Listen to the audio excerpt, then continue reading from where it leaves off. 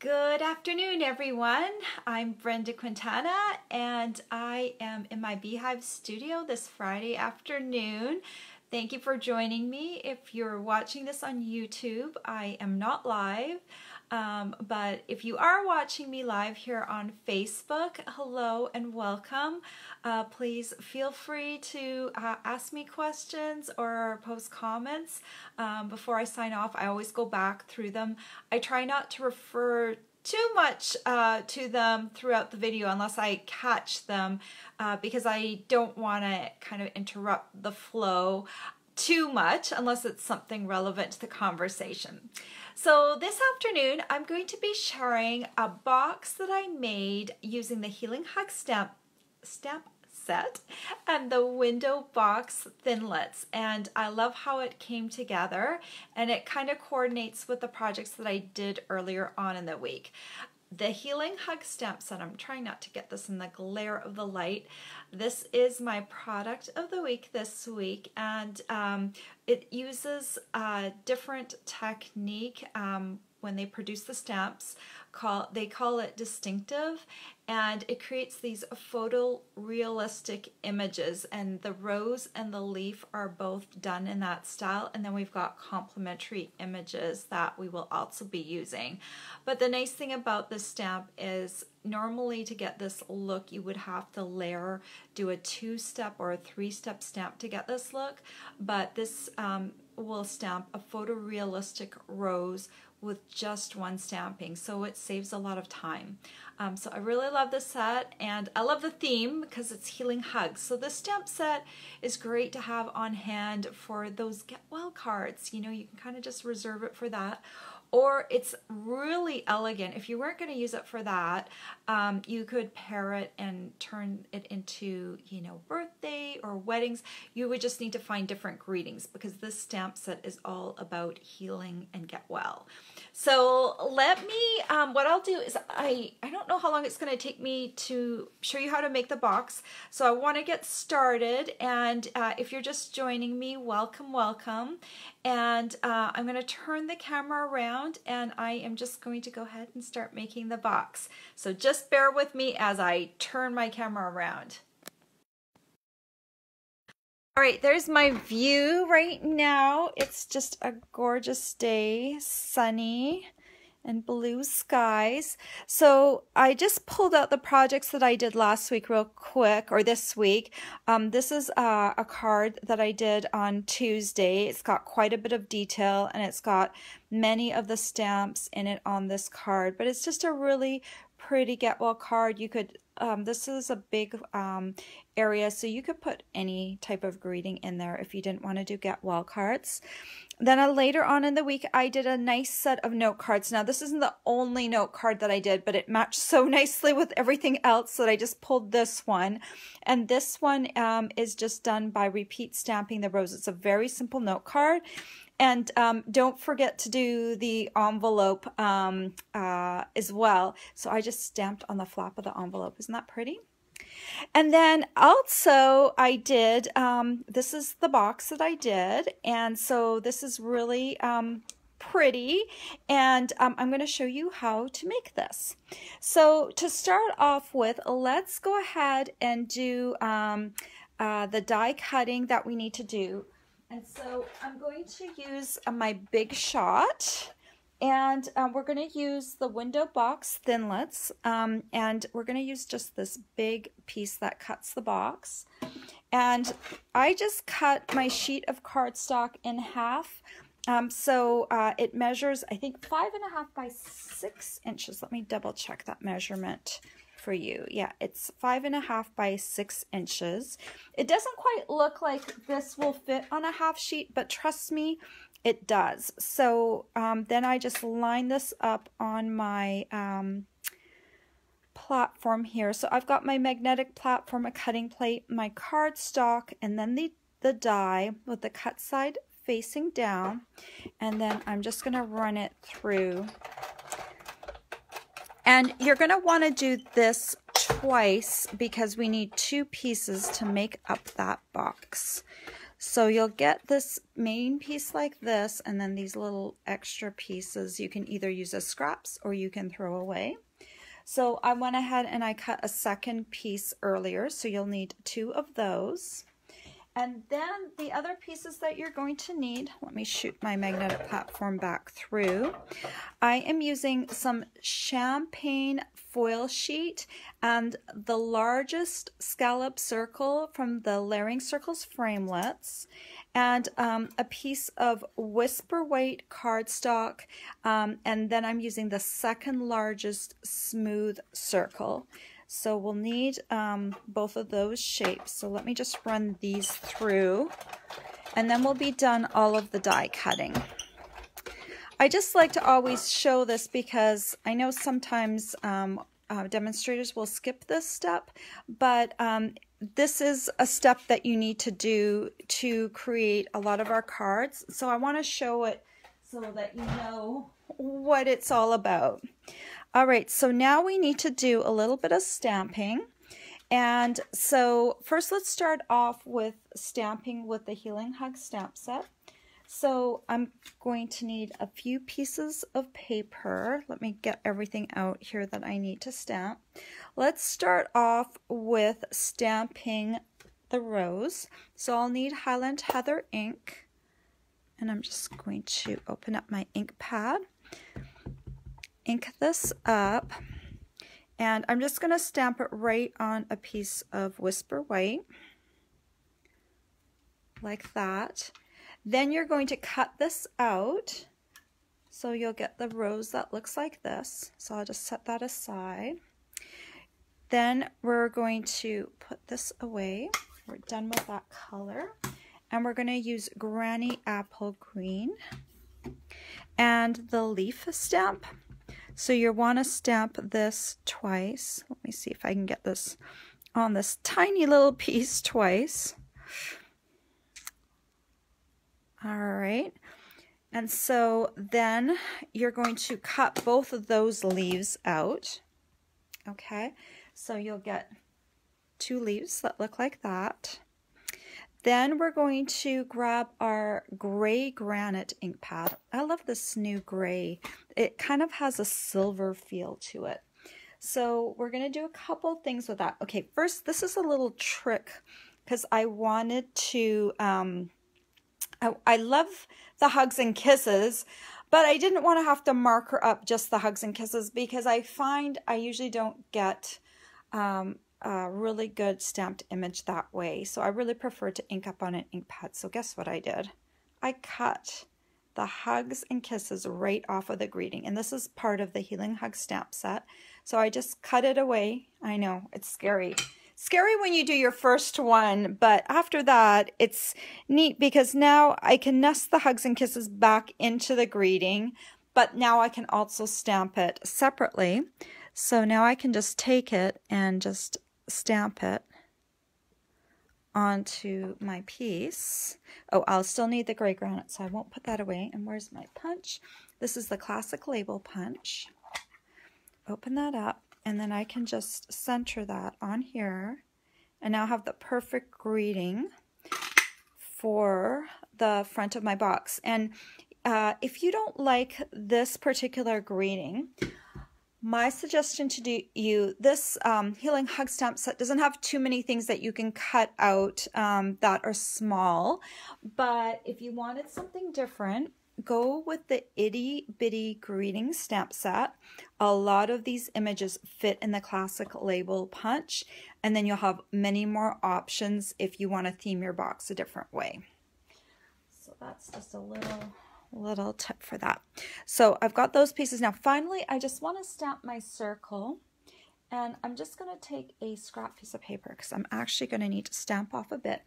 And we're going to use this stamp that I haven't used yet. It's got these little X's on it, or maybe not X's, little plus signs, and it makes just a really tiny little background image.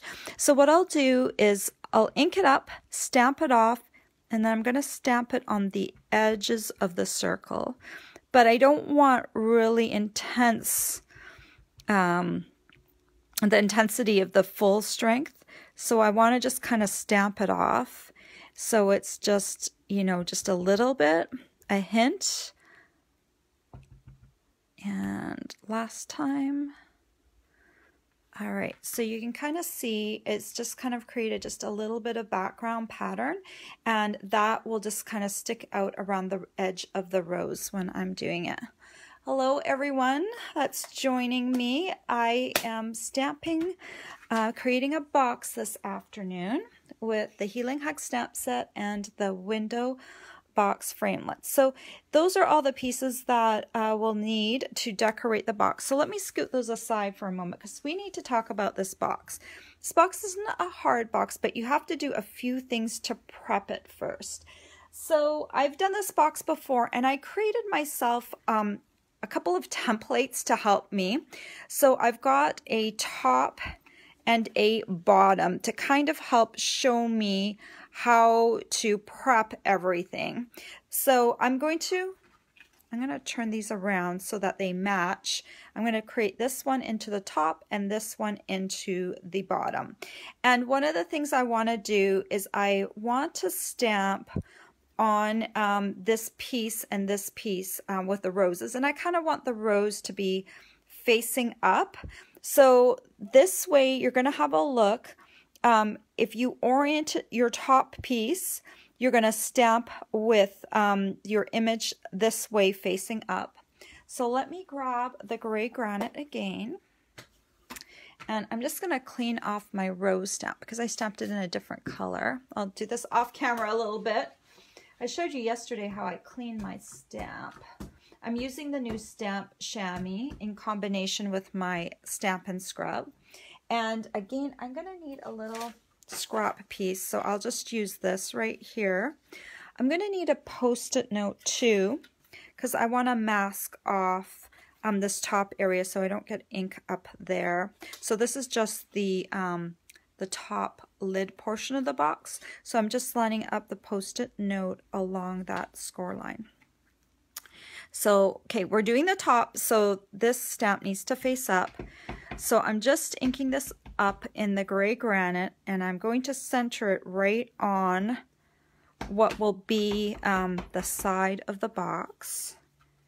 And I guess I'm not going to go off too far, but I'm just kind of, there's going to be a little bit of overlap, but that's okay. I just want to make sure that I get the rose basically centered on there like that. And that just adds a little bit of fun to the outside of the box. When gray granite dries, it will dry just a little bit lighter. Okay, so now we have to do the bottom of the box. And remember how I said, so now I have to match this with my bottom. So now I'm going to stamp this going up this way. I'm following the arrows. And so I'm going to take my Post-it note, mask off this area. And now I'm coming in here with my gray granite, and I'm going to stamp again those sides just so it looks kind of neat from the side. All right. Okay, so now we need to do a little bit more prep on the boxes. So right here on my top, I've got these tabs right here marked off as black. That means I need to cut them away. So I'm going to just find my score line here, and I'm just going to cut up along that score line and get rid of that tab. And I'll do the same for the other side and get rid of that tab.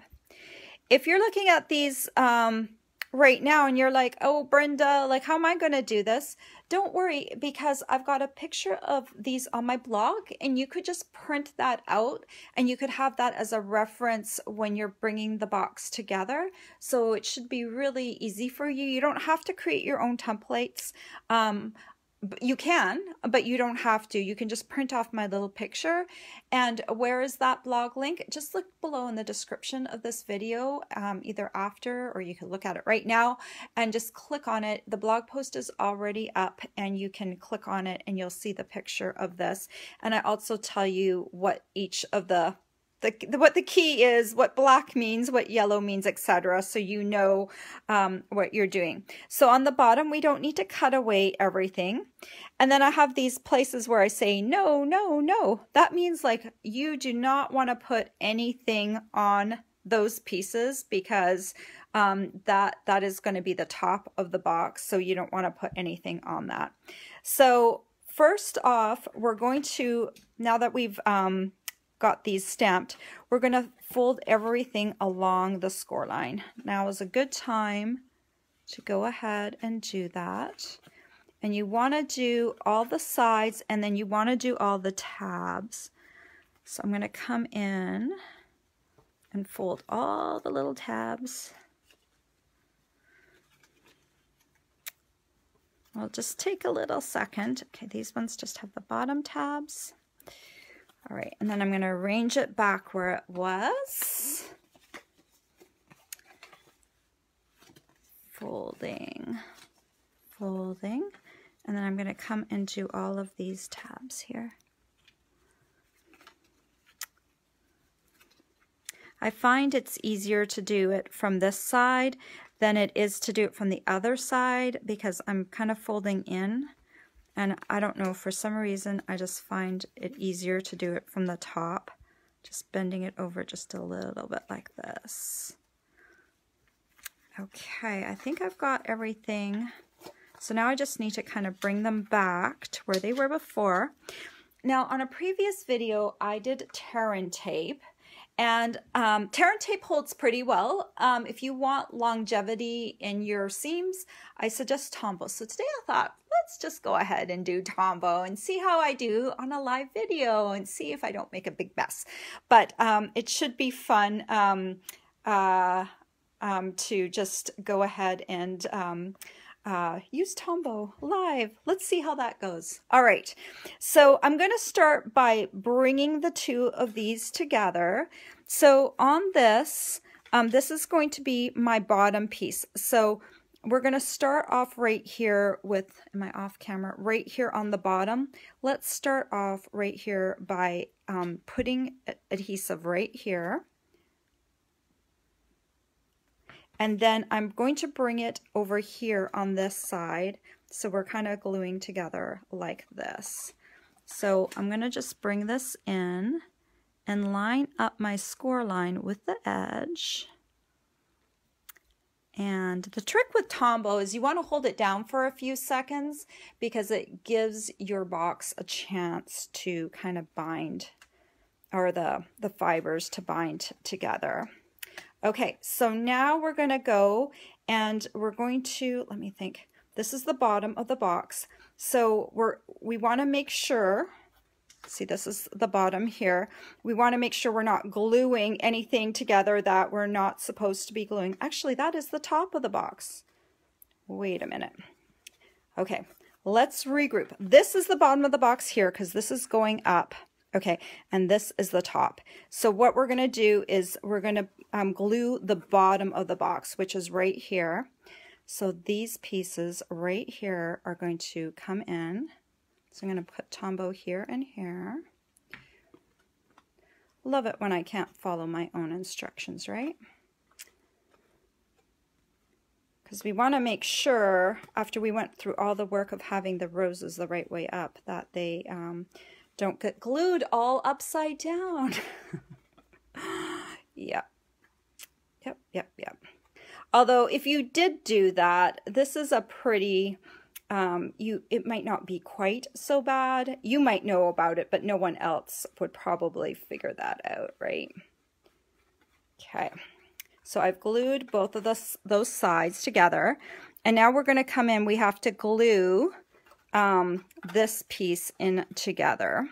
So let's do these bottom pieces first. Tombow here. Tombow here. I have to say that probably if you were going to do this, it might be a little easier to use Terran tape, but I like the hold on the Tombow. So I'm just bringing that in and just kind of lining that up just a wee bit. And then I'm going to come over and do the bottom on the other side. I'm just kind of feeling with my fingers to make sure that it's lined up properly. Let me bend that top back so you can see it. All right, so now I just need to get these last two side pieces. So let me squeeze some Tombow into here. I am kind of getting Tombow everywhere. So that's why they invented tissues to put on your craft table. Not because you're crying because you're sad over your project. That's not why they're there. They're just there to clean up my messes. Because experimenting and crafting is part of the fun, at least for me.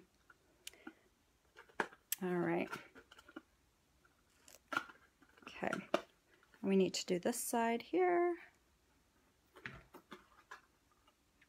Let me bring that in. When you have more glue on your fingers than you have on your box, you know it's time to also have baby wipes on your table, right? All right, well, that's all the gluing that we needed to do. Okay, and so these pieces help.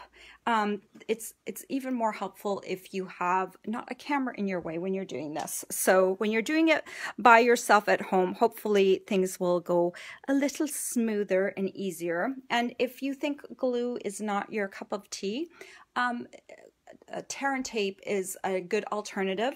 What you're going to do instead then is with these templates where the highlighted, where the yellow is, you just put tear and tape there, and that will help you bring your whole box together. And it also makes really logical sense, because then you don't put tear and tape where it says no, and then it should all come together the correct way. So when you're done, you can fold down your tabs. These tabs kind of stay level with what will be the lid of the box. These tabs tuck in, all three of these tabs, and then it folds down. These tabs that are right here help keep the lid of the box from coming in on itself. So there is the outside of the box, and now we just need to put everything together. So I've got all my little pieces, and let's take some Tombow. We'll take this little circle that we stamped, which has just the little hint of that background stamp, and we'll add it to our champagne foil piece. And then we'll take our rose. Uh-oh, we need to do our leaves first. Okay, put a little Tombow here. Want the leaves to stick off a little bit, but not a lot, you know, because we don't want it to overhang too much, but a little bit is good. So I've just kind of done it on either side. Now we'll take the rose and add it to the center approximately for top. If you like, you could also use dimensionals, but I'm using dimensionals on the back of my Hugs and Kisses, so I don't want everything to be popped up on dimensionals. And since this is going to be over top a bit, I wanted to pop this up. So I'm using some mini dimensionals just because they fit better on the back of the classic label punch piece. And someone showed me or told me a tip. Let me grab my paper piercing tool. Let me see if these works well with the mini dimensionals as well. To remove the backings, they say just to pierce them with your paper piercing tool. Oh yeah, all three of them came off. I'm getting better at it. So that's just a nice little trick to get rid of those backings. And then I'm just going to bring that across like that. And then make sure you know where the front of your box is, because there's nothing like getting this all like ready and then like, oh no, I put it on backwards, right? That's not really good. Put some Tombow on here, and you can just add it. I don't want it to be 100% straight, just a little bit cocked to the side. Give a moment to kind of play with it. Okay, and then the last thing I did was I grabbed some of this metallic edge silver ribbon. Let me untie this. I'm also going to need some locking tweezers because it's hard to tie a knot, like because it kind of slides all around. Let me grab some scissors too. All right. And then I'm just going to cut a length. I just kind of wrap it around to kind of get an idea of how much I'm going to need. And then I'm going to wrap this around to the center of the box, make sure it's not twisted. And then I'll come in and I'll do my first knot. Okay, your box might fall open at this point because you're like handling it and you've got stuff on the top of the box. Got my locking tweezers there. They're just barely hanging on. Okay, I'm going to tie my second knot. The locking tweezers just hold down that first knot while you're doing the tying so that it stays down, right? And then just kind of, once I got my knot, you can kind of manipulate the way the bow goes a little bit, so you can kind of just play with it. And then just kind of come in like that. And now we can close our box again. So what do you put in a box that has hugs and kisses on the top? Well, you know I'm known for my kiss design, so and it just makes perfect logical sense that you put Hershey's Kisses in your Hugs and Kisses box. Now, even better if you had Hershey's Hugs, then it would make even more sense. And I didn't have any in the house when I was doing this, so I didn't have Hugs, but put Hugs and Kisses inside the Hugs and Kisses box. So that is kind of cool. I really liked these colors, and I thought, like, after I did this, I was like, I don't know why I just gravitated towards these colors. And I thought afterwards, this would make a really nice box for a wedding. I don't know what I would use it for. It's a little big for maybe a favor box, but I don't know. I just love the colors because you've got that champagne foil in it, and the gray granite is a cheaper alternative if you're going to make a lot of boxes. Like, it would be more expensive to make them all out of champagne foil, but the gray granite, that would be economical to do it out of that. And the roses just kind of, I don't know, they kind of scream wedding to me, or maybe 50th or 25th anniversary, right? That's the silver anniversary. So I thought that's, you know, kind of wedding-ish as well, or birthday-ish. And the nice thing about this, and I mentioned this earlier, really with these roses, you can stamp them in any color and they will look good. Do you like red roses? Stamp them in red, yellow, red, even like a kind of an orange, you know, you could go into, you know, a deeper yellow. There's a lot of different colors that this would look good in. Because I've kept everything else neutral, you can just pop in whatever color of rose that you like. So there is the box. I'm going to scroll back up before I turn myself around to see if there's any questions. I know one came through, but it was long, so I didn't want to stop and read it. So let me go ahead. Okay. Says, do you have a hint on how to make a good impression with those stamps? So for now, I've given up. It just doesn't look nice. Oh, okay. So we're talking about the Healing Hugs and the distinctive stamps.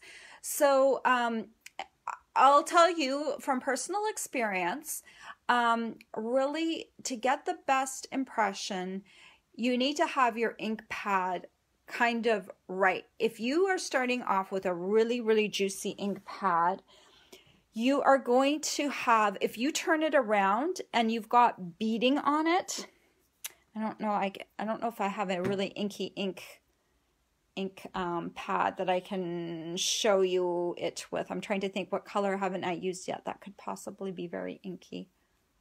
Maybe, okay, let me clean this off.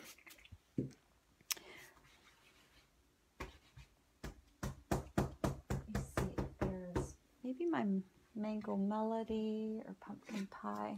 Let me have a look. What's inky? Let's see if anything is really, really inky. Let's see.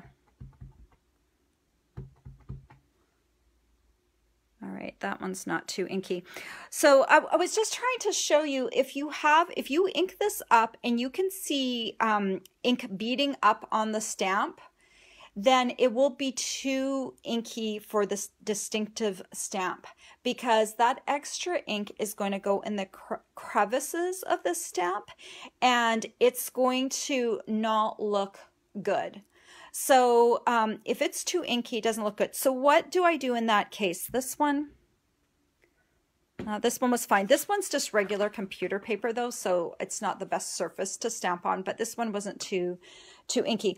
But what you want to do is, if you have an ink pad that is too inky, you want to take a paper towel and you want to like fold it over on itself and just get some of that ink off. I know, like, we hate to waste ink, but it's the only way that you're going to get a good inking with that stamp. Now the flip side is, if your pad is too dry, it also won't get a complete, it won't touch all of the parts of the image. So this is kind of what I would call a Goldilocks stamp. So you do want to have the correct amount of ink on your stamp. And if it falls too inky or not inky enough, you're going to have that problem. Now, I saw on the Stampin' Up video that they added some color to the stamp, their stamps with sponge daubers, but I don't know, I haven't tried to see if inking with sponge daubers would really do the trick. I mean, I suppose we could try it. Shall we try it right here, right now? I don't know, like, this is just like an experiment if you didn't want to do like what, see, this is what I mean. There's like water now on my stamp from cleaning it off. No, it's already dry, but that's when it's too inky. Let me dry this off for a second to get rid of the extra water. So let's try this. Let me do Highland Heather. I've got my Highland Heather sponge dauber, and let me grab my ink pad. All right, and I know this isn't a super inky ink pad because I've been using it a lot for those roses, but let's go ahead and just try this and ink it up with a sponge dauber and see what kind of impression we get when we do that. I don't know, just a little experiment while we're on camera. I do know that I've stamped several different colors of this, and I know when it's too inky, it doesn't work very well. None of my ink pads right now are very dry because they're all pretty new because I'm replacing all of them with new ones. So, okay, I just inked that up with sponge daubers. Let's see. Let me see if I can find a piece of regular Whisper White. Okay. This is a piece of Whisper White that's been die cut. So let's go ahead and see what that looks like. All right, so I think this might be a little bit on the light side. I mean, there's still detail to it, but I don't know. Like, if I compare it to, it's not bad. Like, if I compare it to what I stamped before, it's worth a try if you have sponge daubers, like if you've been really struggling with this stamp, because you can definitely see the detail on this one. So why don't you try inking it up with a sponge dauber and see if you get a better effect, and then let me know what you think, if that worked for you or not. But getting the ink pad to the right inkiness is really kind of key, and not even for this type of stamp, also for some of our other stamps. If they have a lot of detail, if you've got too much ink, sometimes it won't stamp well. So that might be a problem with other stamps you have as well. All right, well, that was a really good question, and I hope that helps someone. Let me see if there's any other questions. Okay. Is it good to store your ink pads upside down? It was a hint given to me when I first started to stamp. Well, yes, it is a good tip, but on our ink pads, the ink is already upside down. So, okay, so this is the top of my ink pad, and look at where my ink is hanging. It's already upside down. So if you store your Stampin' Up ink pads with this up, you're already automatically storing with the pad side down. So gravity is pulling that ink to the surface of the ink pad. So you're already doing that. So for, like, if you got Stampin' Up ink pads going back many, many, many years, like before we had these style ink pads, you know, before that time, when they came in a little case with the lid that came off, those ones you can store upside down. I don't know if anyone still has those, but even these ones, the ink is upside down. It's already upside down for you. So we no longer need to do that. So I don't know about other companies, but Stampin' Ups are already upside down. So, oh, okay. Okay, and then Darlene also said there's a tip that you can huff on your stamp or blow on it to moisten your stamp. Like if it's not if it's not inky enough, you could do that. So you could take this, but it's more like a huff. Like you want hot moist air to land on it. If you blow on it with just like dry air, you're actually going to be drying it off. You kind of go, you know, and so some of the moist air will help reactivate the ink on the stamp. That is also a tip if you're, but that's a tip if your stamp is too dry. So, okay, let me see. I think I got everyone's questions. Oh, Connie said, what kind of paper will work best? So the best paper to stamp on by far, if you're stamping like on a white surface, is either, I like the plain Whisper White. Our thick Whisper White is also good, but our regular Whisper White has a real nice finish on it, and it's really smooth, so it's going to like take the ink better. The transfer is better. The images stamp better on just plain Whisper White versus even the thick Whisper White.